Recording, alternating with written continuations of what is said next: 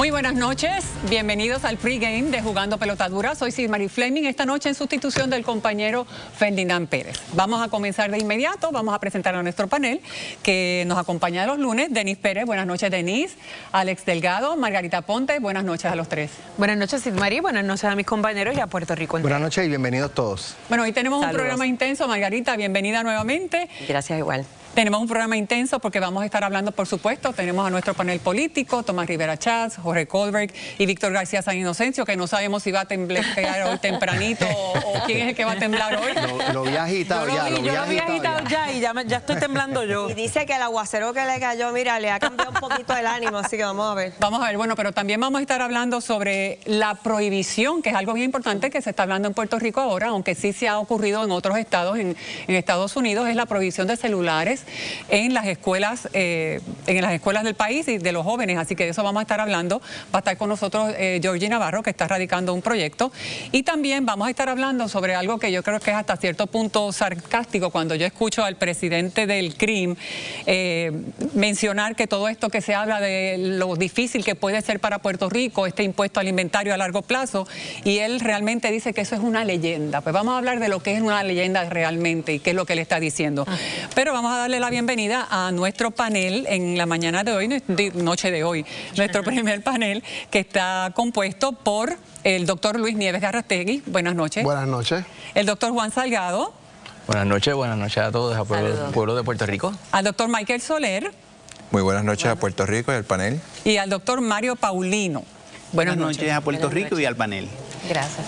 Bueno, hoy vamos a hablar sobre este tema que vamos a comenzar con el pregame. Es algo que realmente a todos nos tiene que indignar porque de alguna forma u otro lo hemos vivido, o lo hemos vivido directamente, o lo hemos vivido con un familiar o con un amigo, y lo estamos viendo que continúa aumentando constantemente. ¿Y estamos hablando de qué? Pues obviamente del aumento en los costos de los medicamentos. Vamos a escuchar un reportaje que tenemos sobre las consecuencias de los altos costos de los medicamentos, y entonces regresamos y analizamos con el panel. Cuando visita al doctor en busca de soluciones para alguna enfermedad, lo menos que imagina es que el tratamiento dependerá de la cobertura del plan médico o del costo del medicamento. Pero es preocupante los malabares que tienen que hacer algunos pacientes para cumplir las indicaciones del médico. Llevo una semana, pues no está aprobado, vuelve el plan, volví a mi casa y fui a buscar mi laboratorio para ver si el plan me lo aprobaba. Usted lleva una semana esperando por la aprobación de un medicamento que usted necesita. ¿Para qué? Para el azúcar. Usted no lo puede costear. No, porque vale caro, vale 1.200. Ahora mismo yo tengo un medicamento que sale $700. ¿Ha tenido que dejar de utilizar sus medicamentos por no haber podido costearlo? Bueno, ahora mismo sí, llevo varios meses sin pagar el medicamento. Los altos costos en los medicamentos tienen un efecto directo en el bolsillo del paciente, ya que al no poder costearlos, muchos tienen que hasta reducirlos o dejarlos de utilizar. Esto repercute en el paciente porque antes pues, quizás un medicamento que tomaban para la presión o para su diabetes no pagaban nada o pagaban $5 de deducible, y ahora pues están pagando $25, $50. Tú los llamas para su repetición, que le toca a los 30 días, pues entonces ellos te dicen, no, es que me lo estoy tomando un día sí, un día no, porque no puedo costear el medicamento. La pregunta es, ¿hasta cuándo seguirá condicionada la salud en Puerto Rico? Realmente, ¿cuál es la solución a esto? Porque no solamente antes estábamos hablando de los medicamentos de marca que constantemente veíamos un aumento en el precio, ahora estamos viendo también en los medicamentos genéricos. ¿Qué es la alternativa? ¿Qué es lo que podemos hacer? ¿Qué es lo que está pasando? Bueno, yo hice una asignación hoy. Colombia, el medicamento que yo tomo para la presión, 30 días, $9 de marca. Canadá, $35. Dominicana, $56. Walgreens, $375. Y farmacia de comunidad, $200. ¿Y cuál es la...? El problema es las farmacéuticas que producen los medicamentos, ya sea genérico o sea de marca, ponen unos precios diferentes en Estados Unidos de los precios que le ponen en los demás países. Yo estoy hablando con uno de los dueños de unas cadenas de farmacia de Puerto Rico hoy, y me dice, mira, el problema es que para Estados Unidos ponen estos precios porque saben que Medicare va a pagar que Medicaid va a pagar, pero en estos países donde existe la asignación, no hay ni Medicare ni Medicaid que pague. Por lo tanto, las farmacéuticas, que un medicamento puede costarte $500 millones, la pastilla para comenzar el estudio de fase 2, cuando termina se gastaron $1 billón, vamos a sacar el dinero de Estados Unidos, no del resto del mundo. Pero yo creo que es un poco más complicado que eso. Eso es bien importante, ¿verdad? Los costos a nivel de las farmacéuticas están extremadamente altos. Y eso incluye la propaganda que tienen que hacer para el medicamento, la cajita bonita no tienen que ponerlo, todas esas cosas. Hay sitios, como acabas de mencionar, que eso no aplica. Y te dan el medicamento en paila, si tú quieres, o lo que sea. No, pero no me des una caja bonita, ¿no? No, una caja bonita. Pero eso es bien difícil controlarlo porque es multifactorial. Es la farmacéutica subiendo los precios, el plan médico no cubriendo los medicamentos, claro, porque es un negocio ahora, esto cambió, esto es corporativo, esto es un negocio ahora. Y tercero, el paciente no pudiendo comprarlo. O sea, que es una cosa bien compleja, es una madeja de cosas que está ocurriendo y se va a poner peor. Pero a veces sale, yo creo que hasta menos costoso comprarlo sin el plan. Correcto. Claro, absolutamente, correcto. Sí. Hay muchas ocasiones que el mismo medicamento vale la pena comprarlo directamente porque el deducible que te impone el plan médico es mucho mayor que lo que está costando al paciente, pero de igual manera hay unos precios ya prenegociados con las diferentes administradoras de los beneficios de farmacia, lo que llamamos PBM, están los Pharma Dollars que llamamos y lo que se llama el spread, que son costos adicionales que le cargan al medicamento al paciente por la administración de dispensarios. Las PBMs vienen a ser un problema aquí en Puerto Rico y cuando hablo de las PBMs, para que las personas que no entienden de lo que estamos hablando, las PBMs es las que se encargan de fijar los precios en las droguerías, por ejemplo, de los fármacos genéricos. Correcto. Correcto, sí. Porque el precio de la original lo establece la farmacéutica.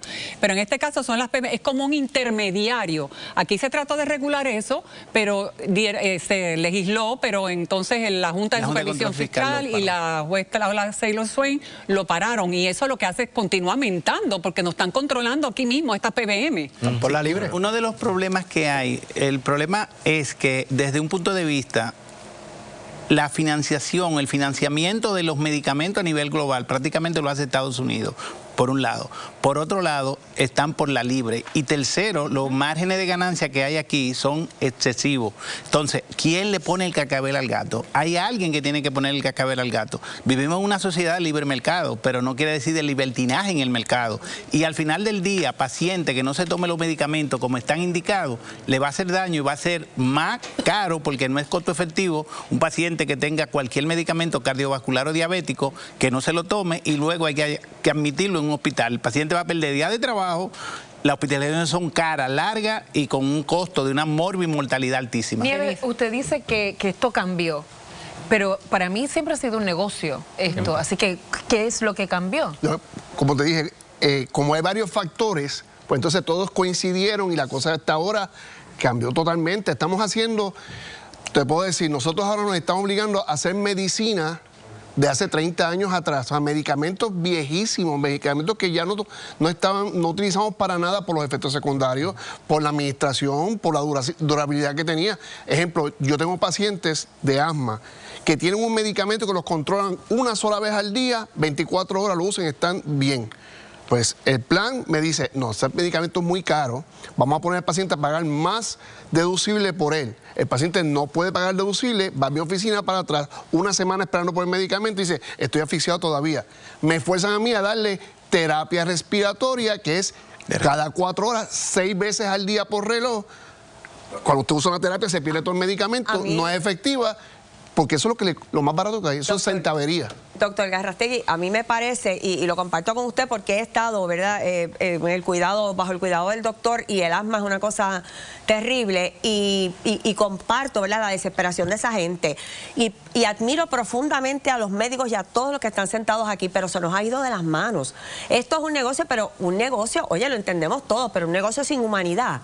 Doctor Salgado, ¿cómo es posible que usted haya hecho ese ejercicio? $30, una pastilla en Colombia versus 370. $9 en Colombia. Versus 370. Aquí. O sea, pero esto es inhumano. Y pregunto yo un poco lo de Silmarí, ¿qué podemos hacer? Bueno, ¿quién le pone el cascabel al gato, como dice él? Definitivamente, a las farmacéuticas grandes. Ahora mismo el mayor volumen de pacientes literalmente está bajo el programa de salud del gobierno Vital. Y antes, en algún momento dado, cuando yo pertenecía a una de las juntas reguladoras de farmacia, se establecía un precio a base de volumen, el gobierno recibía lo que se llama un rebate, y ese rebate en inglés iba a refinanciar el costo de los medicamentos y podía haber una normalización de los precios a nivel de toda la comunidad. ¿La había?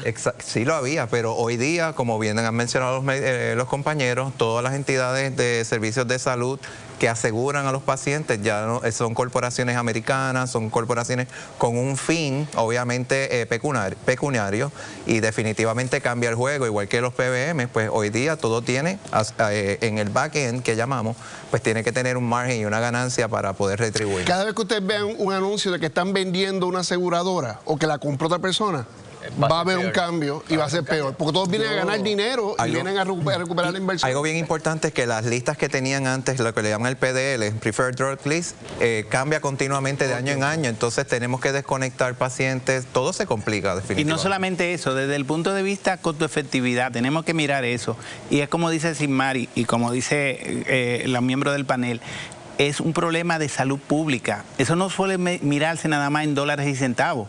Es importante que en algún momento o se legisle para un margen de ganancia o se busque a nivel federal, porque hay que reconocer que ahora hay una forma de discrimen a la inversa. La persona que tiene plan privado le es más difícil conseguir los estudios, conseguir los medicamentos.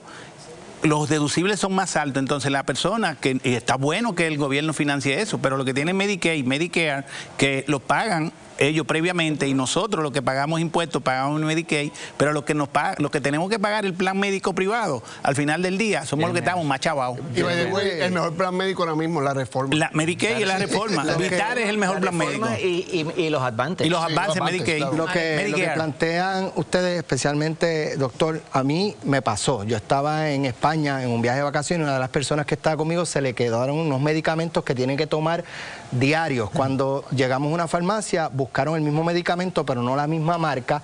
En Puerto Rico se pagaban $30 de deducible por 30 pastillas para el mes. Allí el paquete de 100 pastillas fueron como $5. El sistema de salud también tiene que ver, porque por ejemplo Francia tiene uno distinto, Canadá también, son más socializados los sistemas de salud. Puerto Rico no puede hacer eso. Sí, pero ahora en Europa ahora mismo se está haciendo, ¿cómo hicieron ellos en Europa para bajar los costos de los medicamentos y de las vacunas? Compraron en grupo. La Unión Europea tiene 430 millones de habitantes. En Estados Unidos tienen que ir mirando qué está funcionando en otras jurisdicciones para implantarlo, porque no podemos soslayar que gran parte de los pacientes de Puerto Rico tienen reforma. Otro grupo tiene Medicare, pero los que tenemos planes privados, ¿quién nos salva? Nadie. Vamos a hacer una pausa. Cuando regresemos vamos a continuar hablando sobre el tema. Se va a incorporar el presidente de las droguerías Betance y vamos a estar hablando, dándole un poco más de seguimiento a todo lo que hemos estado hablando, pero también vamos a hablar con este asunto relacionado con las PBM, porque también hay unos descuentos que supuestamente ellas tienen que pasárselos y no lo están haciendo. Pero de eso hablamos cuando regresemos. Vamos con Kim. Gracias, Ismarí. Escucha esto, se quedaron sin dinero y ahora la Comisión Estatal de Elecciones pide más chavos. Pero ¿qué pasó con los millones de dólares que ya tienen? ¿No habrán sido suficientes para cubrir las elecciones? Hoy contestamos esta y más interrogantes. Además, tras calificar de leyendas urbanas el impacto del tributo en los precios que pagamos, mire, usted y yo, el director ejecutivo del CRIM es duramente criticado. Deberían de eliminar este impuesto. Nosotros lo discutimos porque estamos del lado del pueblo. Estoy más en el número 1 de sus noches jugando pelota dura.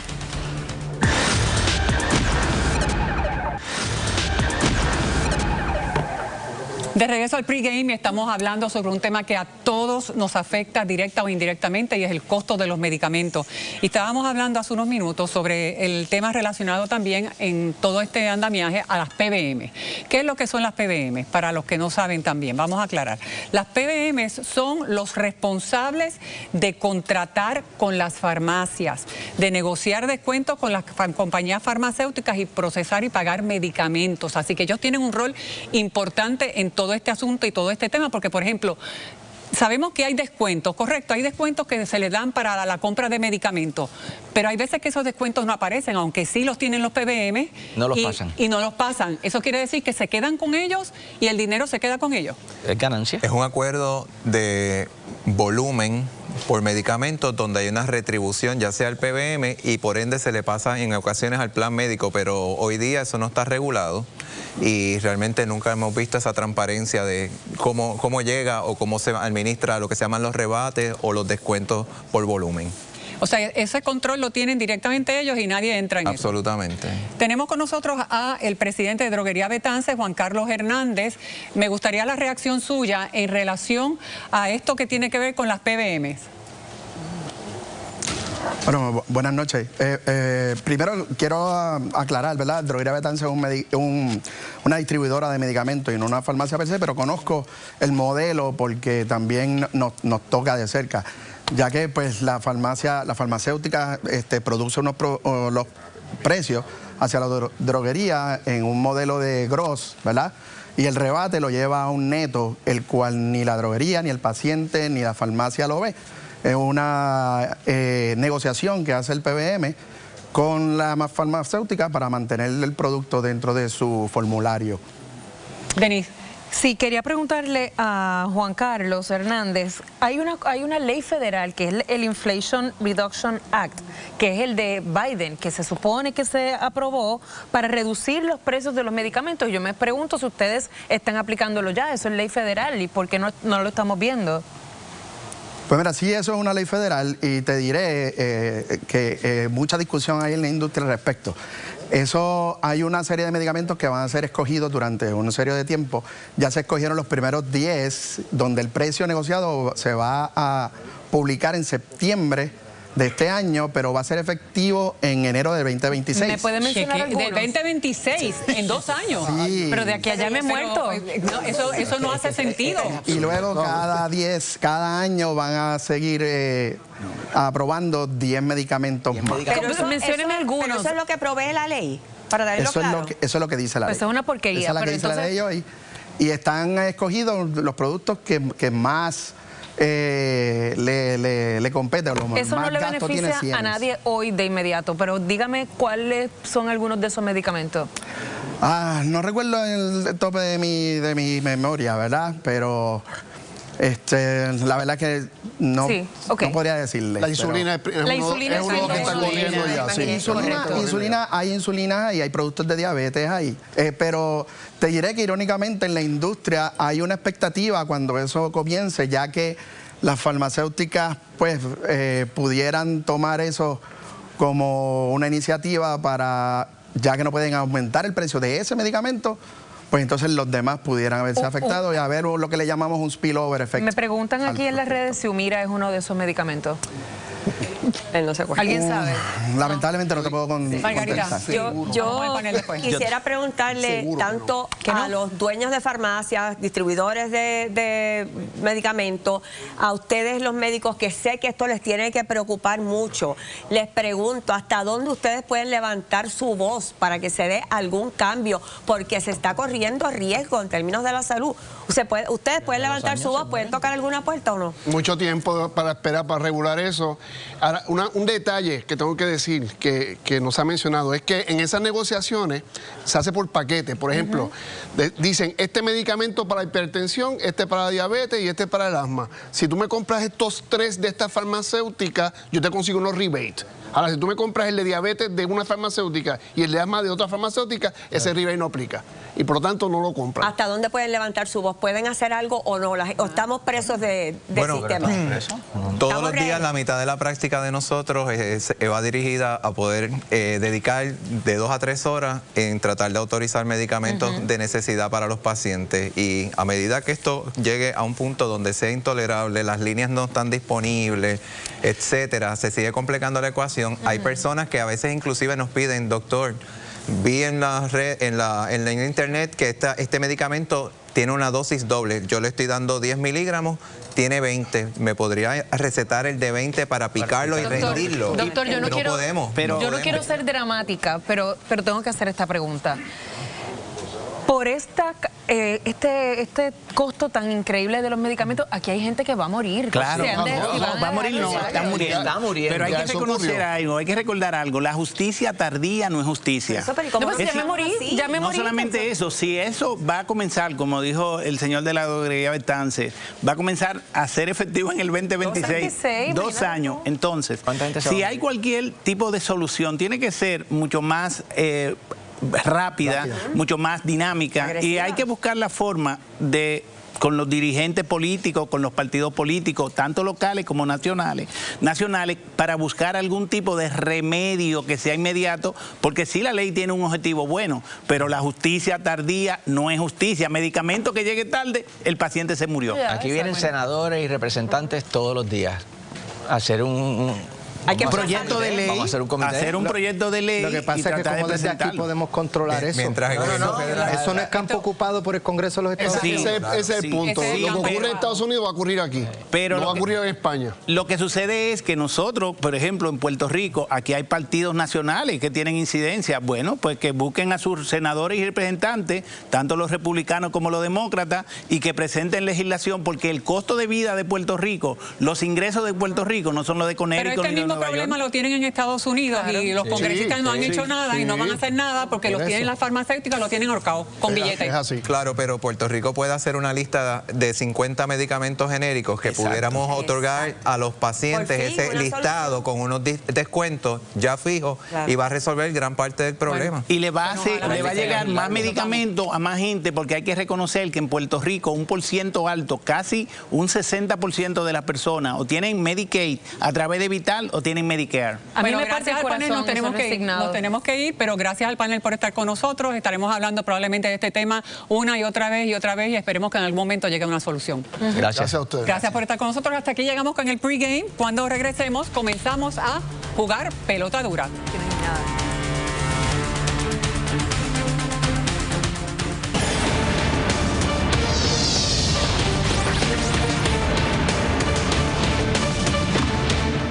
Muy buenas noches y comenzamos a jugar pelota dura. Y vamos a jugar pelota dura de verdad, como hacemos todos los días. Hoy tenemos unos temas súper interesantes, sobre todo con nuestro panel político que ya se encuentra con nosotros. Jorge Colbert, vamos a darle la bienvenida a Jorge Colbert, Tomás Rivera Chats y el licenciado García San Inocencio. Gracias por estar con nosotros. Buenas noches. Gracias a ustedes. Y obviamente los temas de hoy son temas que no tienen mucha repercusión en términos de la política. Por ejemplo, el gobernador Pedro Pierluisi fue referido a las autoridades federales por un presunto discrimen por el uso de fondos de educación para su campaña política. Vamos a escuchar primero qué fue lo que dijo la persona que radicó y envió esta denuncia a nivel federal, que fue Carlos Díaz, quien está aspirando al Senado por acumulación por el Partido Popular Democrático, para entonces tener una reacción al respecto. El gobernador Pierluisi acaba de aceptar que comete el delito de discrimen por política. Sí, cuando usted administra fondos públicos estatales y federales, tiene que aceptar por talento, por capacidad y por preparación, no por preferencia política. Y usted lo ha hecho claro, que está discriminando con fondos públicos, estatales y federales. La querella se ha elevado al foro federal con la intención de que investiguen y pasen factura a aquel que haya cometido algún delito. En este caso, el gobernador de Puerto Rico y la secretaria Yanira Raíces. Pero ¿cuál fue la reacción de Edwin Mundo, que es el presidente de la campaña del gobernador Pedro Pierluisi? Vamos a ver lo que dijo. Carlos tiene una primaria apretada y está tratando de, en su nuevo partido, tratar de ganar puntos. Está haciendo sus payasadas para ver si los populares pueden creer en él y votar en la primaria del Partido Popular, pero nada más lejos de la verdad. El primer turno lo tiene el senador Tomás Rivera Chats. Adelante. Bueno, pues que bueno, me parece que cualquier denuncia que se haga, ¿verdad? Si tiene méritos y fundamentos, debe investigarse. No debe tratarse livianamente, pero plantear que empleados de la confianza de la administración pues están ocupando esos cargos y tienen unos sueldos y que por tal razón hay un discrimen, bueno, pues me parece que es, ¿verdad?, elaborar demasiado un argumento político, porque sí, mira, hay 127 agencias, todos son de confianza. En la Cámara de Representantes hay, ¿cuánto? 25, 26 representantes del Partido Popular. A razón de 3 o 4 que tengan de confianza, son más de 100. ¿A quién le hacen campaña esa gente? Pues al jefe. A su jefe. Así que yo espero que el día 2 de junio, cuando Carlos Díaz se coja la paliza que se va a coger, el Partido Popular se quede con él. No lo queremos de vuelta. Lo tienen de papagayo. Muy bien. Pero el día 2, cuando pierda, se quedan con él. A mí me llama la atención el hecho de que se haya erradicado esta denuncia a nivel federal al gobernador, cuando quien dirige la agencia no es el gobernador y quien tiene inherencia de esos fondos no es el gobernador, es la Secretaría de Educación. ¿Usted entiende que es lo que debería hacerse, radicarse a nivel federal? Bueno, al gobernador y no a la secretaria, si fuera este caso. Bueno, en primer lugar son fondos federales en su inmensa mayoría, los fondos del Departamento de Educación. ¿Pero por qué al gobernador? Bueno, me imagino que la responsabilidad como primer ejecutivo de los nombramientos, y si supuestamente es la alegación que hace Carlos Díaz de que estas personas están trabajando en la campaña del gobernador. Ahora, varios puntos importantes que deben de investigarse, y yo creo que cualquier señalamiento de fondos públicos, sean federales o locales, debe investigarse. Uno, las plazas de confianza, a diferencia de los de nombramientos en puestos de carrera, etcétera, o transitorios, tienen unas características que son la confianza del secretario o del funcionario que los designa. Y el criterio es absolutamente ese. En otras instancias puede haber competencia, puede haber unos requerimientos particulares académicos, de experiencia, etcétera, de mérito. Ahora, lo que hay que investigarse es si un empleado, sea de confianza o de carrera o transitorio, si está haciendo política en horas laborables o en propiedad pública. Ya o con delito. Eso es un delito. ¿Es frívolo el señalamiento de Carlos Díaz? Yo creo que debe de investigarse. Yo creo que el señalamiento que él ha hecho, ese o cualquier otro, debe investigarse porque debe ser lo más transparente posible. Ahora, tenemos que tener claro que para la comisión de un delito, particularmente de utilizar fondos, propiedad o recursos del gobierno público, o sea, local o federal, si se da en horas laborables, si se da dentro del marco de su función pública, constituiría un delito federal y local. Víctor. Yo creo que se está desviando la atención del problema de fondo. Y es cómo se abusa de las plazas de confianza en Puerto Rico. Y cuáles son las cualificaciones que tienen, aparte de ser bien panas o de tenerles mucha confianza. Porque me parece que si uno examina, no basta con decir, es que el secretario de Educación pasado tenía 93 también y era del Partido Popular. Eso se cancela en teoría, pero el mal de fondo existe todavía. Yo creo que aquí hay que investigar cuántos miles de empleados de confianza debe haber, porque en los municipios de Puerto Rico hay por lo menos 1.500. Si el Partido Independentista ganara, ponga la gobernación, hipotéticamente, ¿no tendrían ustedes entonces personas de confianza en las posiciones? No, lo que pasa es que aquí, en lugar de reducir los empleos de confianza, han votado para aumentarlos. Pero ustedes ¿usted no estaría de acuerdo en que tuvieran empleados de confianza? Y en la legislatura siempre hemos votado para que se reduzcan, siempre desde que yo recuerdo, pero además puede haber un número pequeño de empleados. ¿Usted está a favor o en contra de que hayan empleados de confianza?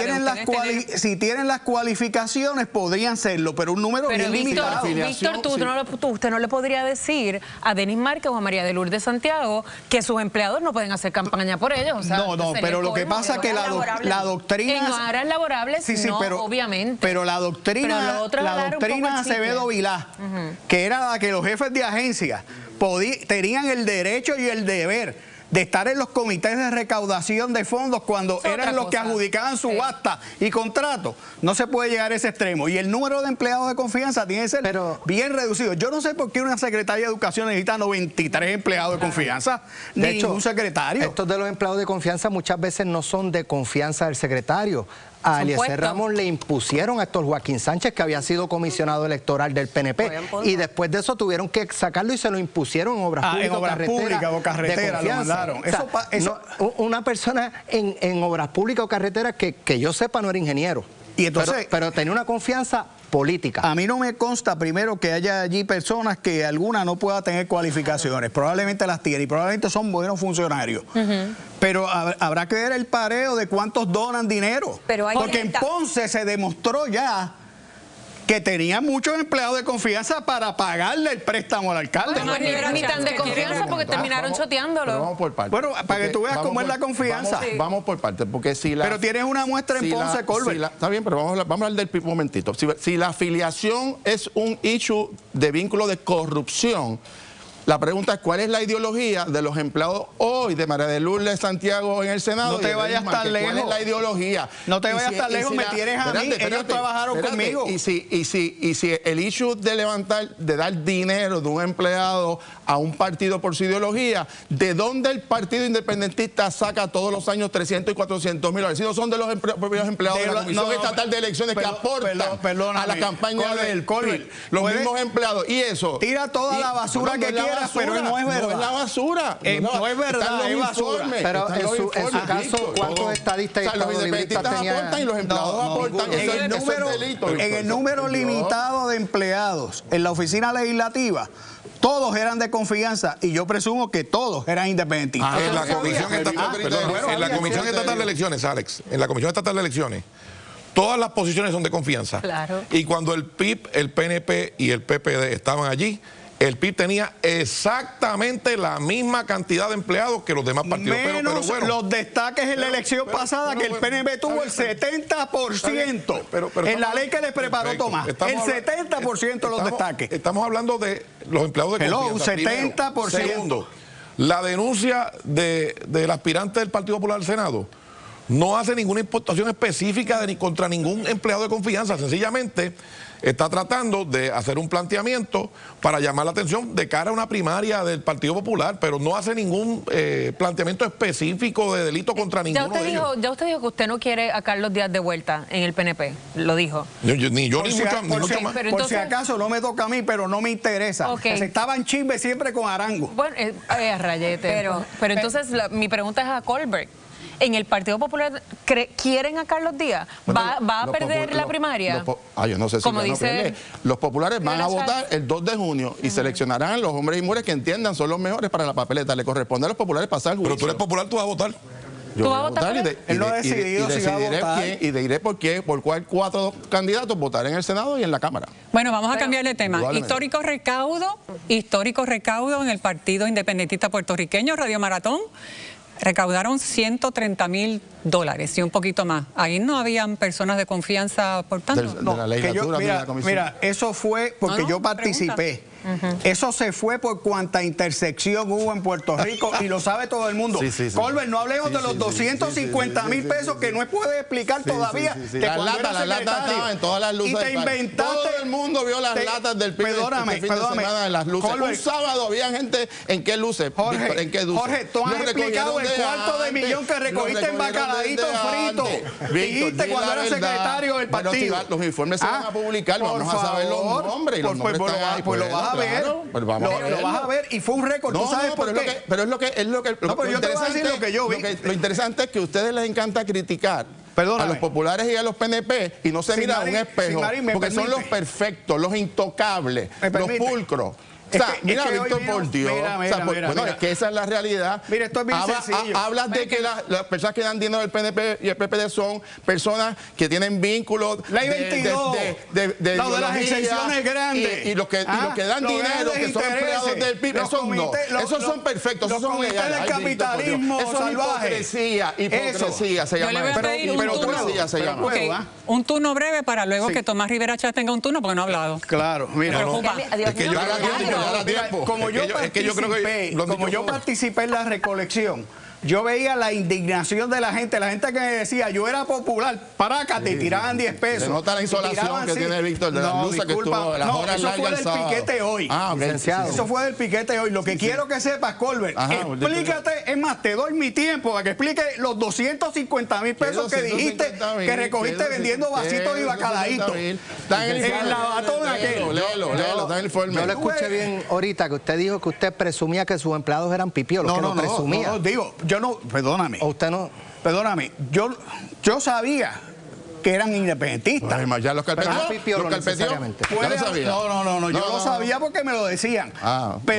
Pero si votaban o no, yo no fui a cotejarlo en una participaban de las actividades políticas del PIB. ¿No participaban de las campañas del PIB? Seguro que sí. Supongo que sí. No sabía tampoco. Lo que pasa es que como mi campaña era de otra índole, ¿no? Ok, Tomás Rivera Chats, le toca. 130,000 que votaron. Van a perder las elecciones. Pudieron haber recogido 200,000, los votaron. Los 130,000 los van a indignación van de la a perder. gente, Tommy, mucho PNP que dio también. Sí, seguro. Eso no van para ti, por lo menos. Diste 100 pesos como le diste a Pierluisi. Diste 100 pesos. Licenciado. Mira, hasta eso hacen ellos. Cogen el nombre de uno y lo ponen como si fuera Pues di aquí cuánto donaste tú. Yo quisiera preguntarle a Víctor García San Inocencio si usted implicó algo ahorita que parece que pasó bajo el radar con relación al licenciado Rivera Chats. Usted dijo que él preparó esta ley del 2020. Bueno, él fue parte de ese proceso. Pero usted lo dijo como implicando algo. Bueno, es que como él tiene tanta experiencia en la comisión, le hizo todas las cositas que hacía falta para hacerla a modo, imagen y semejanza del provecho del PNP. Eso lo sabe todo el mundo. Pero le reventó en la cara. ¿Sabe por qué? Porque tuvieron que hacer aquellas primarias partidas, fracturadas de una semana y de otra. Pero usted habla del alegado esquema para financiar campañas. No, yo no estaba hablando de eso, estaba hablando de la ley para financiar campaña es otra. El código electoral es una cosa. Y la ley de financiamiento es otra cosa. Pero déjame explicarte algo. Sí, mira, alguna gente del PIB que han criticado el código electoral están tratando de ponerme a mí como la única persona que lo manejó. Pues no conocen el sistema legislativo. Hay un Senado, hay una Cámara, ¿verdad? Y ambos cuerpos lo evalúan y el gobernador finalmente decide si lo firma o no. O sea, que decir que una sola persona aprobó un proyecto, eso no es correcto. Pero usted llevó la voz cantante. No, cada legislador participa y se introdujeron un montón de enmiendas. Para decirte, Sinmarí, perdóname, Margarita, para decirte, sin vuelta. Se lo digo a las dos. Se lo digo a las dos. Anaranjado. Se lo digo a las dos. Lo que te quiero decir es que el proyecto original eliminaba los endosos. Eliminaba los endosos. Y fueron los legisladores de minoría los que exigieron que se pusieran los endosos. Los que no tienen primaria. Anda. Ese es el récord legislativo. El proyecto original del Código Electoral eliminaba los endosos. Acaba de confesar que no hace falta para los que no hacen primaria. No, hace falta porque está en la ley. Acaba de confesarlo. No, pero ¿qué dijiste que era al principio? Pues nosotros lo propusimos y ustedes eso pusieron. Mira, realmente la culpa no es de Tomás nada más, es de Wanda Vázquez, la hoy enjuiciada, que está pendiente de un caso en la Tribunal Federal, que prometió que no iba a firmar esa ley, y si no era producto de consenso, y tan pronto dio la media vuelta, se prestó para eso también. Y el Partido Popular, que dijo que la iba a derogar por completo, y le dio un ataque de amnesia que le ha durado hasta ahora. Víctor, solamente digo una cosa. Sí, mira, suma. Solamente digo una cosa. Que los candidatos que descalificaron de Victoria Ciudadana se salvaron de una cosa, de la barrida que le vamos a dar el 5 de noviembre. De eso se salvaron. Bueno, se nos acabó. Es que es el único argumento. Gracias por estar con nosotros. Vámonos a una pausa y enseguida regresamos, pero antes, Kimberly. Gracias, Ismarí. Escucha bien, Florida prohíbe los teléfonos en las escuelas y Puerto Rico siguen sin tomar una decisión hasta hoy, porque ya están aquí directores, maestros y legisladores para tomar una postura. Además, se unen los comerciantes, legisladores y hasta el CRIM con una propuesta para modificar la fórmula del cobro del impuesto al inventario. ¿Será que cambiará? Hay que verlo. Y el PNP al parecer dejó de buscar el voto juvenil a las escuelas. ¿Por qué será? Hay serias denuncias y le damos todos los detalles al regreso. Usted no se retire, está jugando Pelota Dura. Y ya estamos de regreso en Jugando Pelota Dura. Faltan 20 días para el cierre de inscripción para las primarias. Y hay en estos momentos, según ha denunciado el licenciado Héctor Luis Acevedo, exalcalde de San Juan y profesor de Derecho Electoral, unas 130 escuelas que no han ido a inscribir a los estudiantes, la Comisión Estatal de Elecciones. Vamos a hablar sobre este tema y por supuesto se encuentra con nosotros el licenciado Héctor Luis Acevedo. Gracias por estar aquí. Un placer. Usted hizo hoy este señalamiento que dice que la comisión no está cumpliendo con el proceso de inscribir a los nuevos electores, en este caso estamos hablando de los jóvenes, pero ¿eso sigue vigente o eso se eliminó en el 2020? En el 2020 eliminó la ley electoral el mandato específico que decía que tenían que hacer un plan para visitar las escuelas públicas y las privadas que lo interesaran. pero dejaron la obligación de inscribir por todos los medios posibles a los electores. Y la comisión, con sus dificultades económicas, organizativas, le dio prioridad a otras cosas, y hoy, que estamos a menos de 3 semanas de las primarias, se va a cerrar el registro y todavía hay más de 120 escuelas públicas. No solamente las públicas tienen derecho a inscribirse, sino las privadas, y presenta un problema de participación y también de igual protección.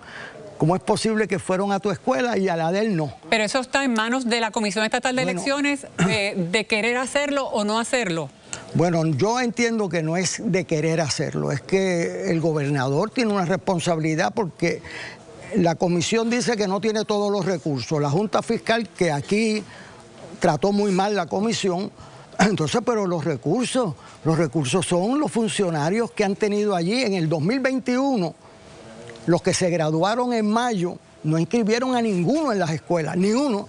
En el 2022 los que se graduaron de estas escuelas y de 100 más tampoco los inscribieron. ¿A dónde los van a conseguir ahora? Y en el 2023 más de 150 escuelas que no han visitado. ¿Pero qué puede haber detrás de eso, licenciado? Bueno, directamente yo lo digo, o sea, ese fue un programa que lo empezamos en 1984, Silmarí trabajaba en otro canal, yo creo, y bajo la presidencia de César Vázquez Díaz.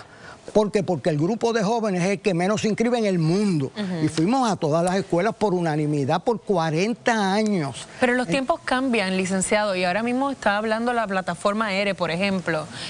¿Sabe usted si ha tenido buenas respuestas? Malas respuestas. Malas respuestas. Malas respuestas, porque si tú no orientas tampoco tiene esa respuesta. La más efectiva, reconocida mundialmente, es la de nosotros, que iban a la escuela. ¿La de ir físicamente? Sí, vas a la escuela y viene todo el salón, y ha sido un éxito. Pero usted sugiere que es ineptitud de la Comisión Estatal de Elecciones, ¿o de qué? Para contestarle la pregunta, en el 2020 alguien cambió de opinión y dijo: a los jóvenes no me interesa que vengan a inscribirse, y los quitaron de la ley. ¿A quién? ¿A qué partido le conviene? Al PNP. Y al licenciado Rivera Chatz, que fue el autor de esa barbaridad.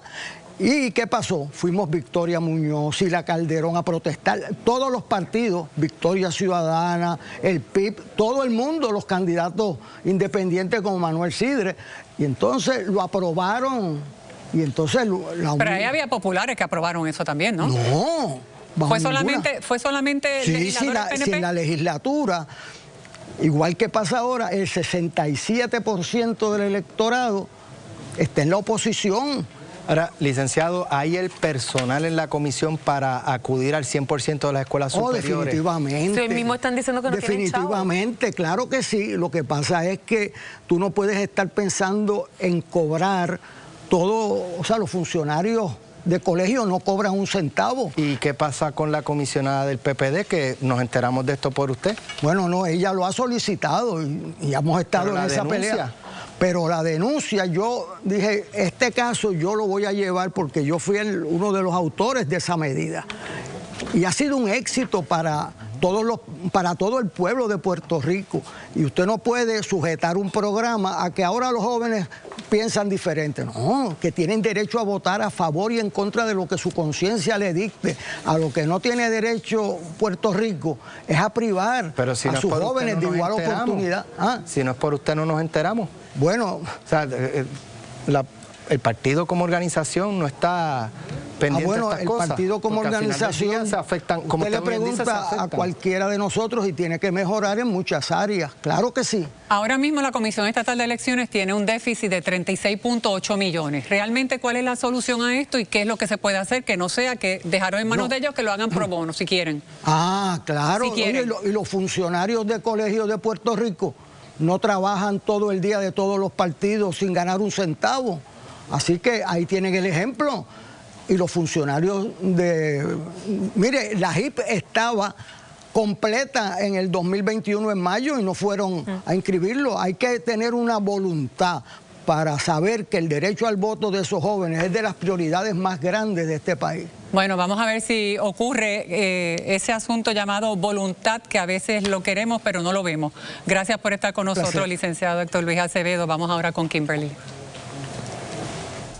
Gracias, Sid. Aquí estoy con Margarita porque esto está bueno. Y la pregunta que ya usted tuvo la oportunidad de contestar fue, ¿cree que se está desatendiendo la inscripción de jóvenes en escuelas? A propósito, usted votó en la encuesta Claro y el 73%, 73, indicó que sí. Ay, ay, ay. Y escuche muy bien, inició por seguridad, pero ahora es una distracción en los salones escolares. Hoy abrimos debate. ¿Se debería prohibir por completo el uso del teléfono de celular en las escuelas? Además, él dice que son leyendas los efectos negativos del impuesto al inventario, pero hoy llega un panel de expertos que opina totalmente lo contrario. No se retire, que Jugando Pelota Dura apenas comienza. Margarita. Estados como Kansas, Oklahoma y Utah evalúan prohibir el uso del teléfono celular por el aparente daño académico que causa en los estudiantes. ¿Qué está pasando en Puerto Rico? ¿Se debería de prohibir el uso de estos dispositivos en los salones de clase? Hoy conversamos con padres, con estudiantes y público en general, y esto fue lo que nos dijeron. Que en un término de clase no debería de ser. Eso depende de los padres.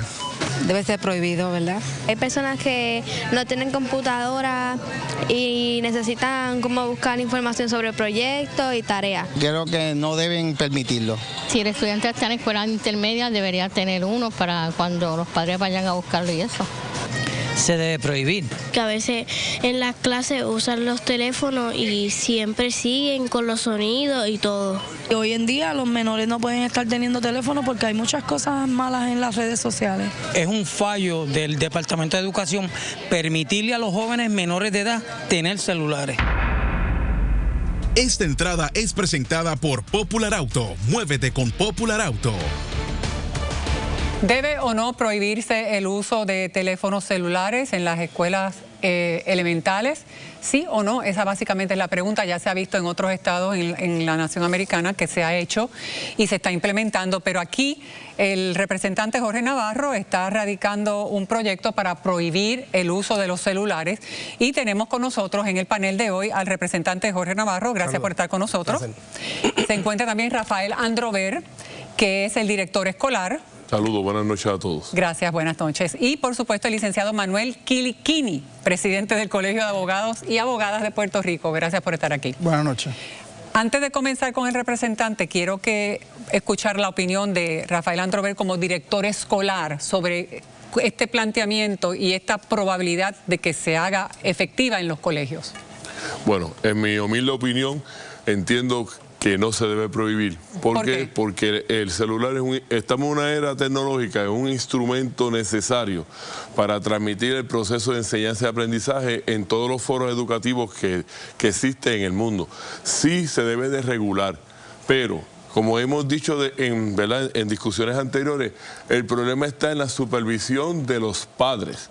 Porque ¿quién le pone el celular a las manos al menor? No es el menor, es el padre que le pone el celular con internet. Por lo tanto, se debe regular, ¿qué cosa? La supervisión de los padres. Muchas veces pero en la escuela yo no puedo, en la escuela el padre no puede estar supervisando. Sí, pero y usted me dice que usted no está a favor de que se eliminen los celulares. No, exacto, yo estoy a favor que no se eliminen. Exacto. ¿Por qué? Porque en las escuelas, muchas veces, en las escuelas ocurre fallas, que nos quedamos sin internet por X o Y razón. ¿Con qué hacemos el proceso de enseñanza? Pero entonces ustedes están dependiendo literalmente. No, pero estos son casos aislados. Cuando la escuela, o sea, no es constante. De la misma forma te puedo decir que la gran mayoría de nuestras trabajadoras sociales hemos resuelto situaciones de maltrato y abuso en el celular. Que los vemos, que lo descubrimos y podemos trabajarlo. Cuando esos eventos ocurren en el hogar, muchas veces hay silencio y se calla y lo utilizamos. ¿Y cómo el celular revela el asunto? ¿Cómo el celular resuelve este asunto? ¿Cómo lo revela? Porque a veces nuestros jóvenes escriben o lo graban, escriben a una compañera, esa compañera se lo dice a la maestra se lo dice a la social, ¿verdad? Interviene, ahí se descubre y podemos evitar una situación que se quede en el silencio y que jamás se pueda descubrir y esa menor o el menor viva con ese daño interno gobierno. Licenciado Quilinquini, ¿cuál es la opinión suya sobre esto? ¿Usted entiende que debe o no debe regularse? Bueno, la decisión de que si se debe o no se debe va a depender del sistema. Lo que sí es importante saber es que se ha hecho. Esto está prohibido no solamente en los estados que se mencionaron. Nueva York desde hace más de una década prohíbe los celulares en el salón de clase, y hay distritos escolares que han prohibido los celulares en la escuela. O sea, no es que lo dejes en un locker, es que lo prohíben en la escuela. ¿Y usted está de acuerdo con eso?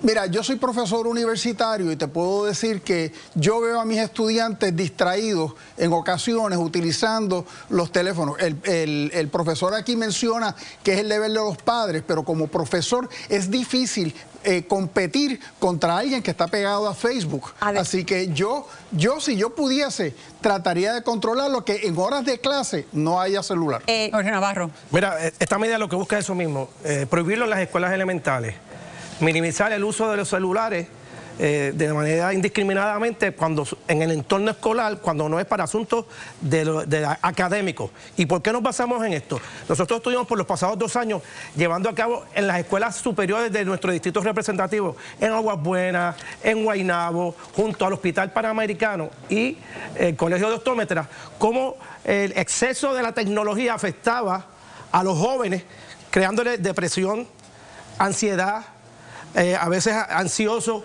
y todo eso se validó en estos seminarios que dimos. ¿Sabes? Que esto está fundamentado en el trabajo que hizo mi oficina con el Colegio Panamericano. Si tú le sumas que las estadísticas en Puerto Rico de la depresión severa y el intento de suicidio en el 2021 era 1.800, en el 2023 subió a 3.400, así quiere decir que esto es un problema que ha ido creciendo por este uso. ¿Y qué buscamos con esto? Fomentar el diálogo, el compartir, el estar como estábamos antes, que el celular se guarde de 7 a 3 de la tarde y cuando te vayas a ir, tengas tu celular, y cuando estés en el entorno escolar, se trabaje. ¿A quién le corresponde tener la escuela al día? No es al papá por el celular, es al Departamento de Educación. Fíjese. Si la escuela no tiene internet, es un problema de educación, no es problema del padre ni del estudiante. Fíjese, así que profesor, a veces escuchando nosotros planteamientos, como el caso que lo estamos haciendo con Jordi Navarro, podemos ver, ¿verdad?, la intención, me parece a mí, que se recoge aquí es, fíjese que son los niños de escuela elemental. Entonces, esos niños no tienen la madurez para decir, hasta aquí llego viendo esto, poner un freno, y ahí podemos caer en el acoso cibernético. Muy bien, pero entonces vamos a hacer este experimento. Yo tengo a esos estudiantes 7 horas del día, de las 24, váyase a Plaza de las Américas o váyase a cualquier área. ¿Qué hacen los niños pequeños? ¿Está con un Game Boy o está así todo el día? Bien, y el padre lo tiene, o lo tiene con el celular. Aquí estamos hablando en las escuelas. En la escuela yo quiero que ellos aprendan, que les den educación, que les den las clases y que estén concentrados. Nosotros queremos desarrollar jóvenes que sean tecnológicos. Pues a una clase se puede hacer. Tú regulas el comportamiento dentro de la escuela. Pero profesor, le pregunto, dígame, ¿sus profesores en la escuela que usted dirige tienen ese problema que tiene el licenciado Quilinquini, que en plena clase sacan el teléfono y se distraen en redes sociales? La diferencia del compañero profesor, ellos son adultos. Yo tengo jóvenes menores de edad que nos corresponde a nosotros educarlos. Pero lo logra, usted le dice, guarda el teléfono y apaga el celular. Sí, bueno, no es una forma así de la primera ¿cómo situación. Se lo dice? Porque es que, o sea, entre el desafío, que el sacarlo ya es un desafío. Porque la realidad es que eso no es momento para eso. Es parte de la sociedad, desafiar la autoridad. Bueno, pero es que entonces no tenemos luz al final del túnel porque no podemos vivir desafiándolo todo. También tienes un problema de que nosotros no hemos creado una cultura de respeto. Le damos el teléfono, no le damos reglas, no se las ponemos, lo usan en cualquier momento. Debemos empezar desde el primer día, el estudiante, mira, ese teléfono no es para usarlo aquí, crear esa cultura de que el teléfono celular en primaria es para cuando salgamos. Y esto no está escrito en piedra, y lo que dice el director lo puedo entender, pero en el pasado, ¿qué hacíamos nosotros? Jugar gallito y canica, y nadie pasó nada. Hablábamos, o si no jugamos pollito chicken, gallina gen, lápiz pencil y pluma pen. O sea, si no está el celular, no se va a acabar el mundo. Es lo que quiero traer con esta medida, que podemos ver a la época de antes. No, pero tampoco estamos, no somos realistas pensando que vamos a volver a jugar canica. Yo la juego a veces. Bueno. Canica. Pero porque usted es de la época de antes, así que todavía la juega. Pues claro que sí. Pero los que no crecieron con las canicas, pues no podemos esto no está escrito en piedra, es cuestión de escuchar a los expertos, llevarlo a vistas públicas, que salga una medida como surge en las jurisdicciones de los Estados Unidos, que es para evitar, si eso se ha aprobado allá es por algo, porque hay unas estadísticas que de verdad está afectando a los jóvenes. Bueno, ya nos tenemos que ir, lo siento. Pero obviamente esto va a traer cola, vamos a seguir hablando sobre esto porque esto es un tema interesante donde tenemos que analizar los puntos buenos y los puntos malos y llegar a un punto neutro que pueda ser beneficioso para ambas partes. Gracias por estar con nosotros, que tengan buenas noches, vamos con Kimberly. Y eso por el bien de nuestros jóvenes, pero escuche bien, usted es de los comerciantes que debe pagar el impuesto al inventario. Al regreso le decimos cómo va a cambiar y el impacto que tendrá en su bolsillo. Sigue en sintonía del programa número 1 de sus noches, Jugando Pelota Dura. De regreso a Jugando Pelota Dura y vamos a hablar sobre un tema importante para todos, directa o indirectamente. Estamos hablando del CRIM y el impuesto al inventario. El CRIM insiste en que tanto la Junta de Supervisión Fiscal y los comerciantes se están aferrando a las críticas del impuesto al inventario porque él dice que esto es una leyenda urbana. ¿Qué específicamente está hablando? Él dice que aquí se ha alimentado con unas leyendas urbanas y han asustado a la gente de que se puede acabar la comida y los demás productos porque eso no es cierto. Estas fueron las declaraciones de Reinaldo Paniagua, que es el director ejecutivo del CRIM. Vamos a hablar con personas que pueden darnos información y pueden aclarar si esto es cierto o no es cierto, si estamos realmente soñando, si estamos pensando, exagerando, exacto, leyendas urbanas, como dice el director del CRIM. Se encuentra con nosotros el alcalde de Cuamo, Juan Carlos Tato García Padilla, gracias por estar con nosotros, buenas noches. Lourdes Aponte, quien es presidenta del Centro Unido de Detallistas. Buenas noches. Buenas noches. Y Ramón Pérez, quien es presidente de la Cámara de Comercio de Puerto Rico. Este asunto del impuesto al inventario ha sido un tema que se ha traído una y otra vez del efecto que está teniendo en el suplido, no solamente de alimentos, pero también de mercancía. Así que yo quisiera la reacción de ustedes a estas declaraciones del presidente del CRIM. Bueno, buenas noches. El impuesto al inventario se podría trabajar por industria, ¿verdad? Yo creo que hay alternativas para buscar soluciones. A la manufactura se puede trabajar de una manera, los dealers de auto de otra. Alimentos. La teoría de los supermercados de que me afecta el inventario, ahí yo no la compro porque cuando tú coges administración y coges control de inventario y tienes alimentos perecederos, tú compras lo que vas a vender. Tú no vas a almacenar más arroz del que vende porque se te va a dañar. Tú no vas a comprar más alimentos, más carnes de las que puedes vender porque es perecedera, ¿verdad? O sea que, y además tú no puedes tener un sobreinventario porque te cuesta. O sea, ¿usted está de acuerdo con lo que dice el director del CRIM? En cierta manera tienes razón. O sea, meter miedo de que no va a haber comida porque tengo un impuesto al inventario no es cierto. Tú compras según tu flujo de venta para no tener sobreinventario porque también te cuesta. A la misma vez, por eso te digo, si lo segmentamos por industria, podríamos buscar alternativas y yo creo que se debe trabajar. Pero ¿cada cuánto se paga ese? O sea, si yo compro una paleta de arroz y la tengo 6 meses, ¿cuándo empieza a pagar el lo que pasa es que tú no vas a comprar una paleta de arroz para tenerla 6 meses porque... Está bien, pero lo que quiero saber es cuánto tiempo, o sea, ¿cuándo se paga ese impuesto al inventario? Se paga... ¿Una vez al año? 2 veces al año. 2 veces al año. 2 veces al año, cada 6 meses. Sí. Sí, lo que pasa Ramón Pérez, adelante. Es que el impuesto al inventario es nefasto, o sea, y esto no lo dice la Cámara de Comercio, ni el Centro Unido, ni la Asociación de Industriales, lo dicen economistas, esto se viene hablando hace décadas. Puerto Rico es de las pocas jurisdicciones, no solo de las pocas que tienen ese tipo de impuestos, es que vivimos en una isla donde todo se importa, importamos 80-85% de lo que consumimos. Yo estoy de acuerdo con lo que dice el alcalde. No obstante, cuando se mira el out of stock, el porciento de fuera de góndola que tiene Puerto Rico es el doble del promedio de los Estados Unidos. O sea, vamos a estar claro, huevo, leche, productos lácteos. Los perecederos, obviamente, claro, no tienes un inventario grande. Eso se mueve inmediatamente en la góndola, pero no cabe la menor duda de que el impuesto al inventario es un componente de costo.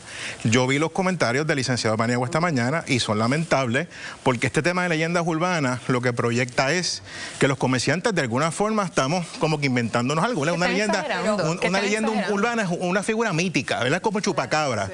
Vamos, el impuesto al inventario es un componente de costo directo que pagamos todos nosotros. compremos lo que estemos comprando en Puerto Rico, sea del comercio grande, local, chiquito, estás pagando el impuesto. Déjeme preguntarle a la presidenta del Centro Unido de Detallistas. Lo cierto es que en esto se han puesto de acuerdo en un país de tanto desacuerdo, comerciantes, gobernador, legisladores, ¿verdad? O sea... Bueno, es por lo mismo que dice mi colega, o sea, llevamos décadas discutiendo y como que este es el cuento de nunca acabar y no llegamos, ¿verdad?, a un consenso. Estamos sumamente conscientes, ¿verdad?, que los recaudos de los municipios dependen altamente de este impuesto, pero aquí no se trata de que esto afecte al pequeño o al mediano, esto afecta a las grandes también, a todos por igual, porque al final quien paga es el consumidor. Definitivamente el hecho de que se haya podido elevar el tema, traerlo a la discusión y que al menos hasta cierto punto se logre, ¿verdad?, la propuesta que es congelar y demás, pues lo vemos como un avance, porque para no tener nada, algo es mejor que nada. Pero no puede ser una leyenda urbana que yo vaya a comprar una estufa y me digan, tengo que pedirle a Estados Unidos. Claro. No puede ser, porque las estufas se venden. ¿Y cuántas veces tú vas a un lugar y te dicen, no la tengo, tengo que mandarla a pedir, no lo tengo, tengo que mandarla a pedir? En los productos de bajo turnover, ¿verdad?, como una estufa, es peor, porque ese comerciante puede pagar por el mismo ítem en inventario, puede pagar impuestos varias veces sobre el mismo artículo. O sea, pensemos, estamos hablando de supermercados, pero piensen en equipo pesado, piezas de reemplazo, equipo industrial. O sea, ese inventario que está aquí, si el comerciante lo tiene en inventario 2 años, pagó por el mismo artículo, inventario. Y lo hemos visto en la ferretería. Por eso planteo que se puede trabajar soluciones por industria, claro. Pero se corre el riesgo también de que servicios que se dan de forma directa a los ciudadanos se afecten. Bueno, ahora mismo yo tengo más de 200 personas en lista de espera de amas de llaves, porque los recursos no alcanzan. De vivienda. Y en el caso, si mañana quitan el impuesto inventario, que yo sé que es oneroso y sé que hay que trabajar soluciones, pues mañana cierran 40, 60 municipios de cantazo. Por eso los alcaldes se van a oponer siempre a que eliminen el impuesto al inventario, porque es un ingreso significativo para los municipios. Y hay que buscar soluciones, y yo lo trabajaría por industria, no en su totalidad. En su totalidad, porque hace más difícil el proceso, ¿verdad? Es que aquí y hay que buscar soluciones por industria, y yo creo que las hay. Está en la isla del impuesto. Aquí, contribución sobre ingresos, IBU, CRIM, impuesto al inventario, que lo terminamos pagando nosotros. ¿Cuánto se nos va de nuestro salario pagando el impuesto al gobierno? Lo que pasa es que tristemente aquí se cuadra la caja en base a ¿qué? A la empresa privada, a la persona que trabaja. A nosotros al final, en la fila al final vamos a pagar y pagamos el doble de caro, y esa no es la solución, esa no es la práctica. ¿Dónde queda el verdadero desarrollo económico si queremos un crecimiento que sea sostenible? Hay alternativas. Hay una alternativa bien sencilla. Cuando el impuesto al inventario se creó, el internet no existía. Puerto Rico el año pasado ya los recaudos por venta al internet van casi por $500 millones. Porque lo resuelves por Amazon. Y el impuesto al inventario recaudó el año pasado 237, el mismo licenciado Paniagua dice que piensa que va a recaudar 300. Pues mira, ¿por qué vamos a seguir discriminando contra el comerciante local? O sea, miren lo absurdo de esto. El que está vendiéndote el par de zapatos desde Florida no paga el impuesto al inventario, lo paga el comerciante local. Así que vamos a sustituirlo. Ahí está el dinero. Es cuestión de que hace falta voluntad política de usar esos fondos para los municipios. Voluntad política. Eso es lo que tenemos que ver si se logra, y muy difícil de conseguir. Gracias por estar con nosotros. Que tengan buenas tardes. Vamos de inmediato con Kimberly. Pausamos, regresamos en breve.